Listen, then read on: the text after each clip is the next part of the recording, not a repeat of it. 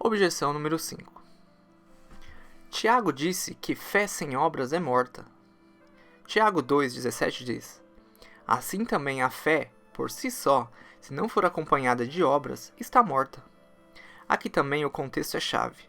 Que obras Tiago está falando sobre? Ele nos diz bem antes deste verso: Se vocês de fato obedecerem à lei real encontrada na Escritura que diz: ame o seu próximo como a si mesmo, estarão agindo corretamente. Esta lei real é a lei de Cristo, dada na última ceia. As coisas que Tiago está dizendo às pessoas para fazer nessa carta têm tudo a ver com essa lei. Por exemplo, no contexto de imediato você vê que Tiago está falando como esse amor entre irmãos funciona, que não é só em palavras, mas em obras. Ele diz: de que adianta, meus irmãos, alguém dizer que tem fé, se não tem obras? Acaso a fé pode salvá-lo? Se um irmão ou irmã estiver necessitando de roupas e do alimento de cada dia, e um de vocês lhe disser: vá em paz, aqueça-se e alimente-se, até satisfazer-se, sem porém lhe dar nada, de que adianta isso? Assim também a fé, por si só, se não for acompanhada de obras, está morta. Qualquer que tenha estudado Tiago sabe que sua responsabilidade e foco é a lei de Cristo. Amar as pessoas e as tratá-las bem. Por exemplo, ele diz coisas como: religião pura é estar visitando os pobres, as viúvas e os aflitos. As obras que ele está tentando fazer as pessoas fazerem aqui são as obras da nova lei, que é amar os seus irmãos como a si mesmo, e doar-se a si mesmo para eles. As pessoas às vezes não compreendem ou notam que Tiago está citando o que foi dito na última ceia, quando ele diz: assim também a fé, por si só, se não for acompanhada de obras, está morta. Mas alguém dirá: você tem fé, eu tenho obras. Mostre-me a sua fé sem obras, e eu lhe mostrarei a minha fé pelas obras. Aqui ele está se referindo ao que Jesus disse sobre a nova lei de amar ao seu irmão, e que esse será a forma com a qual as pessoas iriam ver a sua fé. João 13, do 34 ao 35 diz: um novo mandamento lhes dou. Amem-se uns aos outros, como eu os amei. Vocês devem amar-se uns aos outros. Com isso, todos saberão que vocês são meus discípulos, se vocês se amarem uns aos outros. Tiago está dizendo que se a lei da nova aliança é para se amar um ao outro, o que Tiago chama de lei real, as obras da lei deveriam ser como não mostrar parcialidade e tomar conta dos órfãos, das viúvas dessa forma. Ele diz que nós não deveríamos somente falar sobre isso, mas devemos fazer. De forma alguma, Tiago está sugerindo que fazendo alguma dessas coisas é o que precisamos para ser salvos. Ele está claramente dizendo que o que Jesus disse, que se você está realmente salvo, se lhe foi dado o Espírito de Deus em seu coração, então ele irá começar a lhe dar esses novos desejos. E isso será evidência de sua salvação, não a causa dela. Há algumas outras coisas importantes que nós devemos ter certeza que nós entendemos sobre a nova aliança antes de terminar. E a mais importante delas é a nossa justificação em Cristo.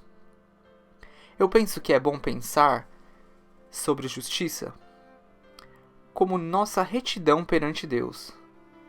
Quando nós estivermos perante Deus, seremos nós justos perante Ele ou não? A Escritura nos ensina que ninguém é justo. Romanos 3. Nós não podemos ser perfeitos, mas que nada menos que a perfeição nos é requerida. Esse dilema é o coração do Evangelho. Nós nos apresentaremos perante Deus, se formos salvos, baseados na perfeição de Cristo e na justiça de Cristo.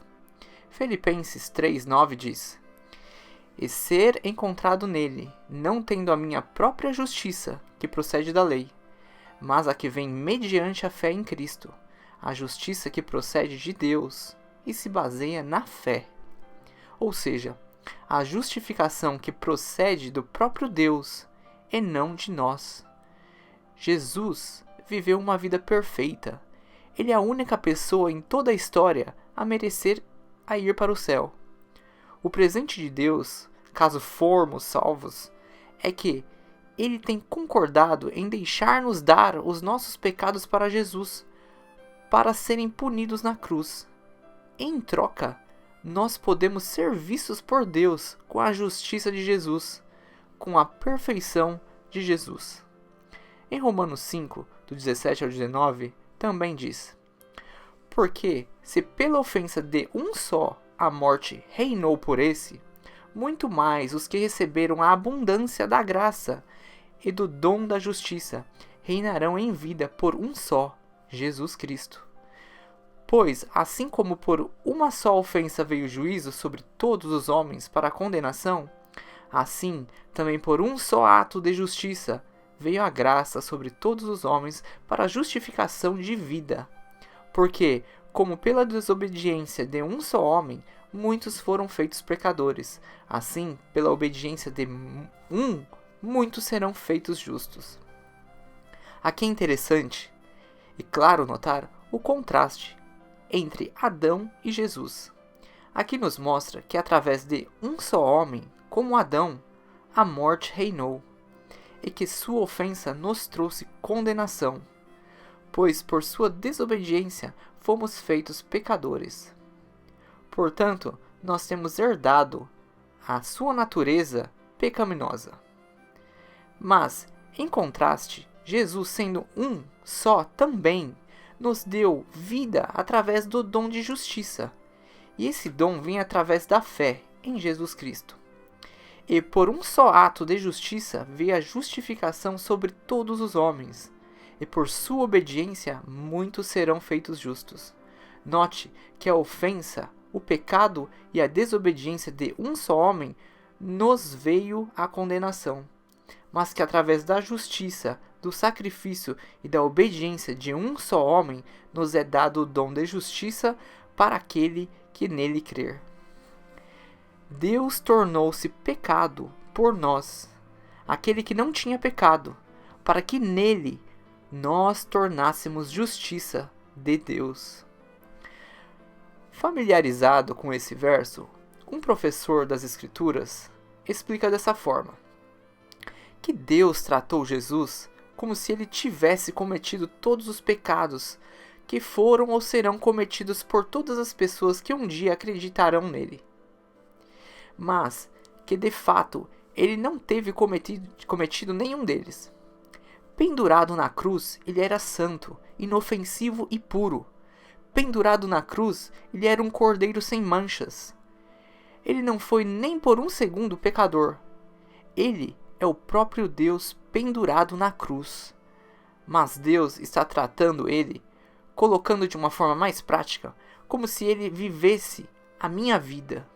Deus puniu Jesus por meus pecados, e da mesma maneira ele me trata como se eu tivesse vivido a vida dele. Quando Deus olha para a cruz, ele vê você, e quando ele olha para você, ele vê Cristo. É isso que as Escrituras querem dizer quando diz que nós estamos nele. Nós estamos em Cristo. Nós estamos escondidos em Cristo. Colossenses 3:3 diz: Pois vocês morreram, e agora a sua vida está escondida com Cristo em Deus. Esta foi o que a grande oração do Senhor dizia antes dele ser morto.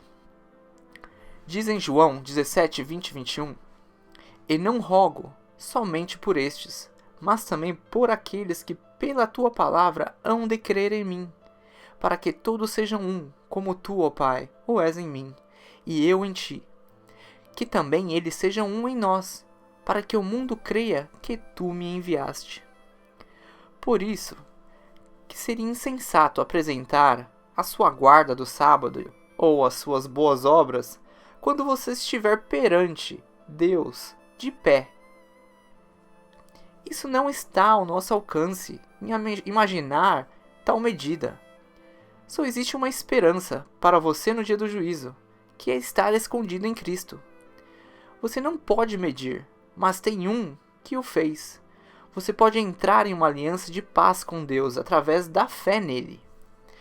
O perigo em não entender isso em pensar que você está fazendo a Deus um favor, como guardando o sábado, é muito severo. Paulo estava preocupadíssimo com os da Galácia, que acreditavam em Jesus, mas que queriam ser salvos de uma forma extra ou a mais, por fazerem alguns dos rituais do Antigo Testamento. Paulo diz isso a eles. Mas agora, conhecendo a Deus, ou melhor, sendo por Ele conhecidos, como é que estão voltando àqueles mesmos princípios elementares, fracos e sem poder? Querem ser escravizados por eles outra vez? Vocês estão observando dias especiais, meses, ocasiões específicas e anos. Temo que os meus esforços por vocês tenham sido inúteis. Por que Paulo deveria estar preocupado com eles? Isso não é apenas como ter um seguro? Eu vou guardar alguma dessas leis do Antigo Testamento só em caso de que Deus goste. As Escrituras dizem que isso é um evangelho diferente e que você não entende o verdadeiro evangelho. Você está em grande perigo. Gálatas 5, do 2 ao 4 diz: Eis que eu, Paulo, vos digo que, se vós deixardes circuncidar, Cristo de nada vos aproveitará. E de novo protesto a todo homem que se deixa circuncidar, que está obrigado a guardar toda a lei.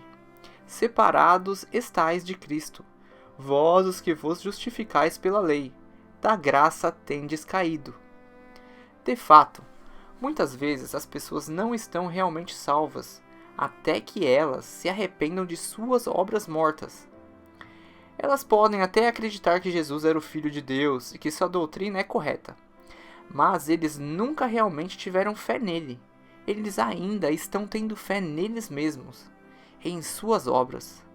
As Escrituras dizem para você se arrepender das suas obras mortas, e chama isso de uma parte do fundamento da doutrina cristã. Hebreus 6:1 diz: Por isso, deixando a doutrina dos princípios elementares de Cristo, passemos à perfeição, muitas vezes traduzido também como maturidade, não lançando de novo o fundamento de arrependimento de obras mortas e de fé em Deus. Isto é o que muitas pessoas que estão me ouvindo agora estão fazendo. Eles têm que confiar em Cristo pela justificação deles perante Deus e se arrepender de tentar se apresentar perante Deus pelas suas obras, que é uma missão impossível. Isso é um outro evangelho. Não tem nada de boas novas. Em outras palavras, você deve ser salvo por fé em Cristo.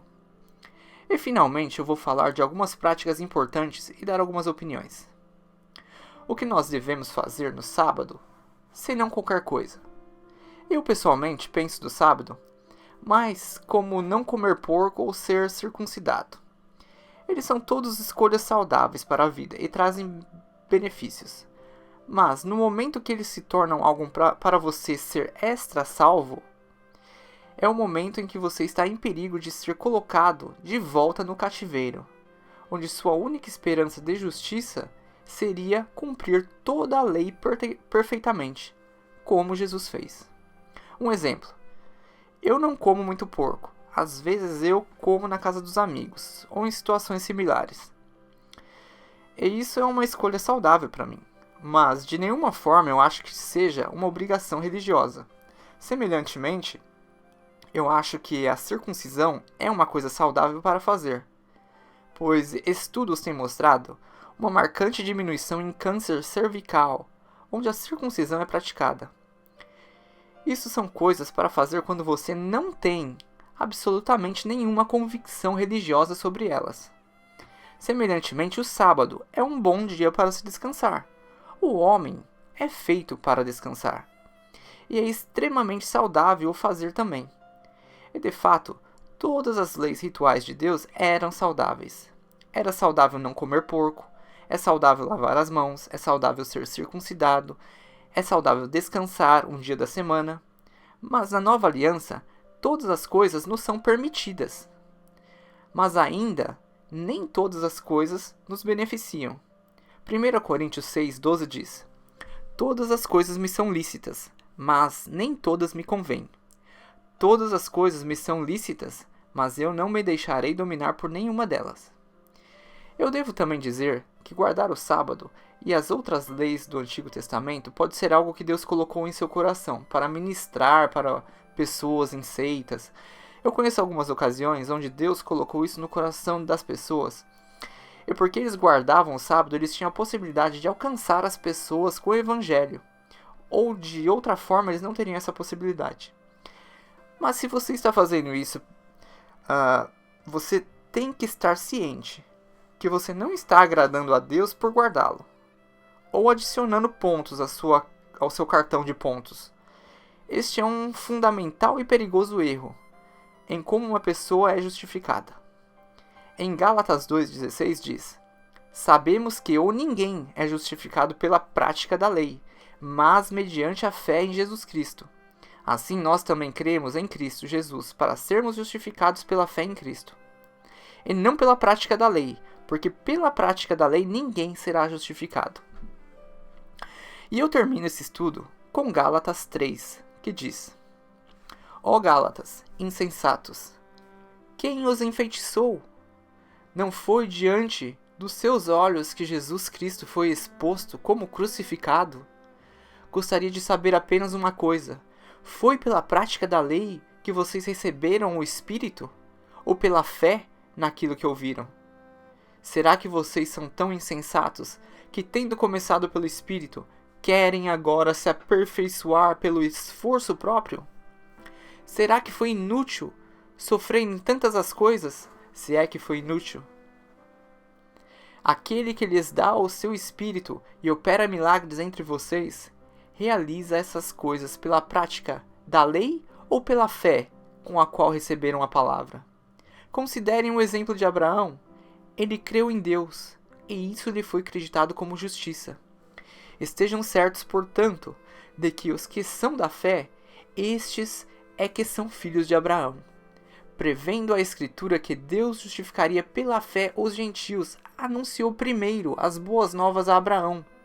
Por meio de você, todas as nações serão abençoadas. Assim, os que são da fé são abençoados juntamente com Abraão, homem de fé. Já os que são pela prática da lei estão debaixo da maldição, pois está escrito: maldito todo aquele que não persiste em praticar todas as coisas escritas no livro da lei.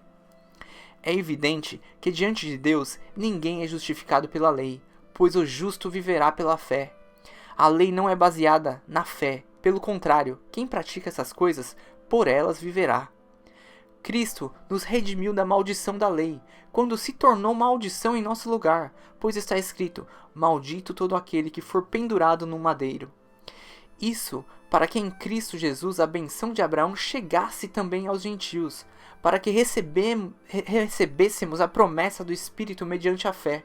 Irmãos, humanamente falando, ninguém pode anular um testamento depois de ratificado, nem acrescentar-lhe algo. Assim também, as promessas foram feitas a Abraão e ao seu descendente. A Escritura não diz, e aos seus descendentes, como se falando de muitos, mas ao seu descendente, dando a entender que se trata de um só, isto é, Cristo. Quero dizer isto: a lei que veio 430 anos depois não anula a aliança previamente estabelecida por Deus, de modo que vem invalidar a promessa. Pois se a herança depende da lei, já não depende da promessa. Deus, porém, concedeu-a gratuitamente a Abraão mediante promessa. Qual era então o propósito da lei? Foi acrescentada por causa das transgressões, até que viesse o descendente a quem se referia a promessa, e foi promulgada por meio de anjos pela mão de um mediador. Contudo, o mediador representa mais de um, Deus, porém é um. Então a lei opõe-se às promessas de Deus? De maneira alguma. Pois se tivesse sido dada uma lei que pudesse conceder vida, certamente a justiça viria da lei. Mas a Escritura encerrou tudo debaixo do pecado, a fim de que a promessa, que é pela fé em Jesus Cristo, fosse dada aos que creem. Antes que viesse essa fé, estávamos sob a custódia da lei, nelas encerrados, até que a fé que haveria de vir fosse revelada. Assim, a lei foi o nosso tutor até Cristo, para que fôssemos justificados pela fé. Agora, porém, tendo chegado à fé, já não estamos mais sob o controle do tutor. Todos vocês são filhos de Deus, mediante a fé em Cristo Jesus. Pois os que em Cristo foram batizados, de Cristo se revestiram. Não há judeu nem grego, escravo nem livre, homem nem mulher, pois todos são um em Cristo Jesus. E se vocês são de Cristo, são descendências de Abraão e herdeiros segundo a promessa.